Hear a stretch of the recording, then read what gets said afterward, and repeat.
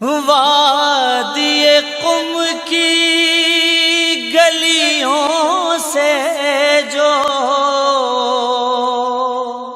علم کے سورج ابھرے ہیں،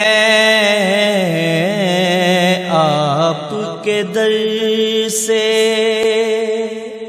ہی تو ملی ہے ان کو ضیا معصومۂ قم۔ اعوذ باللہ من الشیطان الرجیم، بسم اللہ الرحمن الرحیم۔ ناظرین اکرام، السلام علیکم ورحمۃ اللہ وبرکاتہ۔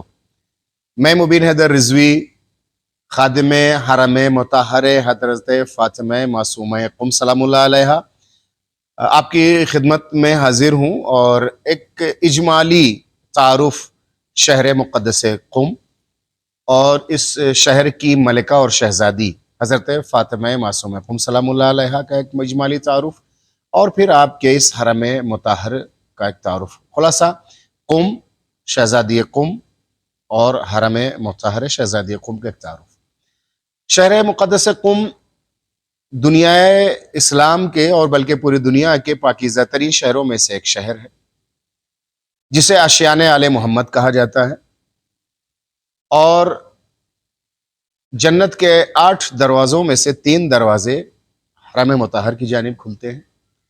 جنت کے 8 دروازوں میں سے 3 دروازہ اس شہر مقدس کی جانب کھلتا اور واہ ہوتا ہے۔ ظلم یہاں پر ایسے ختم ہو جاتا ہے، امام کی حدیث ہے، جس طرح سے پانی میں نمک گھل کر ختم ہو جاتا ہے۔ شہر مقدس کو آشیان آل محمد اور حرم الہی بھی کہا جاتا ہے حدیث کے پس منظر میں، اور اس شہر مقدس کی اور آشیان آل محمد کی جو بلا شرکت غیر نگراں شہزادی ہے، جو عالم آل محمد کی ذکیہ اور فہیمہ ہمشیرہ ہے، باب الحوائج کی مستجاب الدعوات بیٹی ہے، مریم آل محمد محدث آل اللہ، خطیب پرور اور مجتہد نواز حضرت فاطمہ معصومہ قم سلام اللہ علیہا ہیں، جن کی بارگاہ عالیہ یہاں پر ہے۔ اس شہزادی کے تمام تر فضائل میں سے نمایاں ترین فضیلتوں میں سے ایک یہ ہے کہ ایک امام کی بیٹی ہیں، ایک امام کی بہن ہیں اور ایک امام کی پھوپھی ہیں۔ اسی لیے آپ کی زیارت میں ان تینوں لفظوں سے یاد کیا جاتا ہے کہ سلام ہو آپ پر جو ولی خدا کی بیٹی ہیں، ولی خدا کی بہن ہیں اور ولی خدا کی پھوپھی، 7ویں امام کی بیٹی، 8ویں امام کی بہن اور 9ویں امام کی پھوپھی۔ شہر مقدس قم میں آپ کا روضہ اقدس پایا جاتا ہے، جو عظمت فاطمی کا ایک منہ بولتا ثبوت ہے۔ پوری دنیا کے زائرین یہاں پر تشریف لاتے ہیں اور اس بارگاہ عالیہ سے مستفید ہوتے ہیں، فیضیاب ہوتے ہیں۔ بی بی کے القاب میں بہت سارے، جس میں نمایاں کریم اہل بیت ہے۔ سخی اور کریم میں فرق ہے۔ سخی اس کو کہتے ہیں کہ جس کے سامنے آپ جائیں اور اپنی آپ حاجت پیش کریں، آپ کی ضرورت سے چند برابر جو دے دے، اسے سخی کہا جاتا ہے۔ لیکن جس کی بارگاہ میں کچھ کہنے کی ضرورت نہ ہو، پیشانی سے پریشانی پڑھ لے، اسے کریم کہا جاتا ہے۔ اور بی بی کریم اہل بیت ہے، جو آنسوؤں کی زبان سمجھتی ہیں اور جو آنسوؤں کے ڈور میں آپ کی تمام تر حاجتوں اور تحریروں کو پڑھ لیتی، اس ذات کا نام فاطمہ معصومہ قم سلام اللہ علیہ۔ بی بی کا حرم چند صحن پر مشتمل ہے اور اس کے کچھ خصوصیات ہیں۔ میں وہ نقشہ جو حرم مطہر کی جانب سے جاری ہوا میں آپ کی خدمت میں پیش کروں۔ اس میں ایک صحن ہے جو مشہور ہے، جس پر اکثر اردو زبان زائرین جس جانب سے حرم میں داخل ہوتے ہیں، وہ صحن جواد الائمہ ہے۔ 24 نمبر گیٹ سے آپ آتے ہیں تو صحن جواد الائمہ ہوتا ہے، اور پھر 20 نمبر گیٹ سے جب آپ حرم کے اندر جاتے ہیں تو مسجد اعظم کا حصہ شروع ہو کر کے پھر حرم مطہر کا آتا ہے۔ اس میں سے جیسے آپ صحن جواد الائمہ سے اندر آئیں گے تو صحن مسجد اعظم آتا ہے، اور اس صحن مسجد اعظم سے جب اور آگے آپ جائیں گے تو صحن امام ہادی آئے گا، اور صحن امام ہادی سے بالکل ملا ہوا حصہ ذریح پاک کا ہے۔ اس صحن امام ہادی کو اگر آپ اور آگے بڑھ جائیں گے تو صحن امام رضا علیہ السلام آتا ہے۔ صحن امام رضا علیہ السلام میں جب آپ جائیں گے تو وہاں بہت سارے دفاتر ہیں، جہاں کوئی چیز گم ہو جاتی تو وہاں اگر کسی کو ملتی وہاں دے دیتا ہے، یا کوئی آدمی گم ہو جاتا ہے تو اس کا آفس بنا رکھا وہاں بیٹھنے کے لیے، اور قدیمی ترین صحن میں سے ہے اور مشہور بھی ہے۔ اس کے گیٹ نمبر 1 کی جانب سے اگر آپ جائیں گے تو میوزیم پایا جاتا ہے معصومہ قم سلام اللہ علیہ کا، اور بی بی کے نام کا हॉस्पिटल भी पाया जाता है। जब आप हरम के अंदर होंगे तो एक और सहन भी है, सहन साहिब ज़मान कहा जाता है। जिस सहन से मिला हुआ ये हमारा दफ्तर गैर ईरानी ज़ायरीन का है और मैं यहाँ बैठ करके आपकी खिदमत में इन बातों को पेश कर रहा हूँ।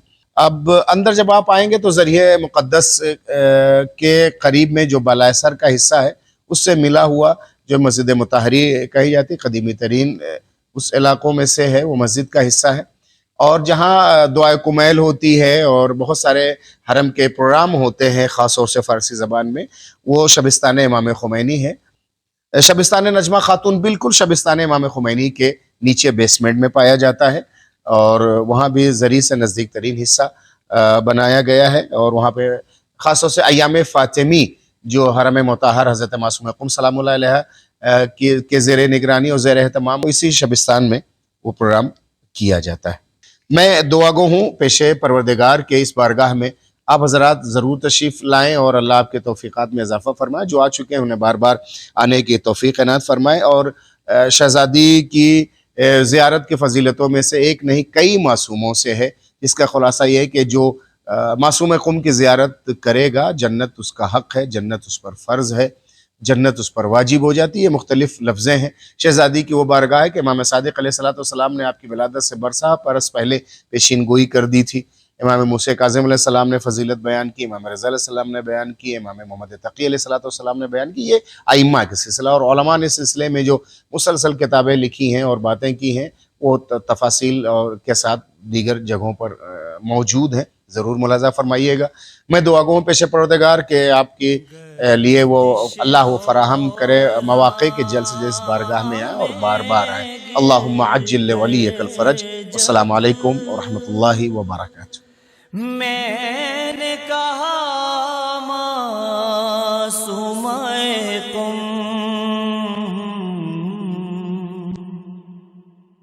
रब जाने फिर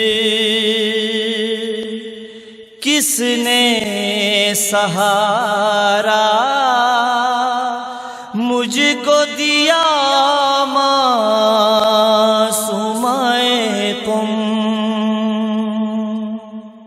रब से जुदा दो भाई बहन है मौला रज़ा मासूमाए तुम गर्दिश दौरा